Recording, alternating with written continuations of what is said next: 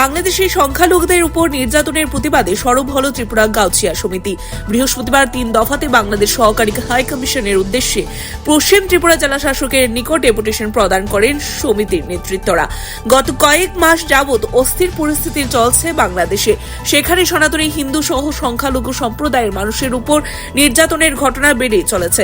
তাদের বাড়িঘর, মন্দির এবং উপাসনালয়ে হামলা করছে মৌলবাদীরা। সংখ্যালঘু নির্যাতনের কিছু ঘটনা অত্যন্ত অমানবিক এবং নিন্দনীয় বলে জানালেন সমিতির নেতৃত্বরা।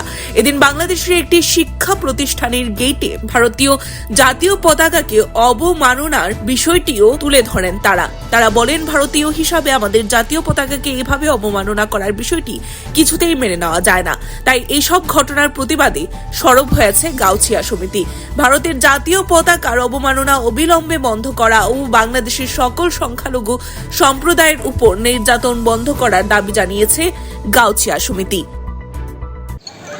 সর্বপ্রথম আপনারা আগত মিডিয়া ভাইদেরকে জানাই ত্রিপুরা গাউছিয়া সমিতির পক্ষ থেকে আন্তরিক শুভেচ্ছা ও মোবারকবাদ। এবং আমরা চাই আপনাদের মাধ্যমে আমাদের আজকের এই আয়োজন যেন গোটা ত্রিপুরাবাসী সহ ভারতবর্ষ চারদিকে যেন এটা বিস্তার লাভ করে এবং সবাই যেন এটা দেখতে পায়।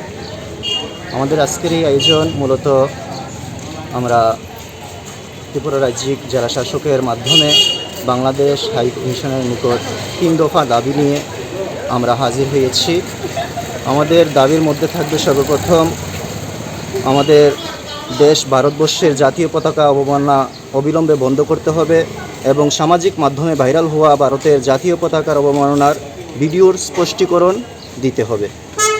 2 নম্বর দাবি হচ্ছে অবিলম্বে বাংলাদেশের সনাতনী হিন্দু সহ সকল সংখ্যালঘু সম্প্রদায়ের উপর নির্যাতন বন্ধ করার দাবি জানাচ্ছি।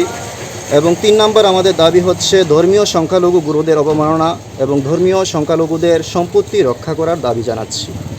আমরা আশা রাখব বাংলাদেশ সরকার এই সমস্ত দাবিগুলোতে নিজেদের ইতিবাচক পদক্ষেপ যেন গ্রহণ করে এবং আমাদের আপনারা যারা এসেছেন মিডিয়া ভাইরা, আপনাদের মাধ্যমে যেন গোটা দেশে আমাদের এই আজকের আয়োজন ছড়িয়ে পড়ে, সেটাই আমরা দাবি রাখব। Bureau report, CNE TV. CNE TV, channel for news and entertainment.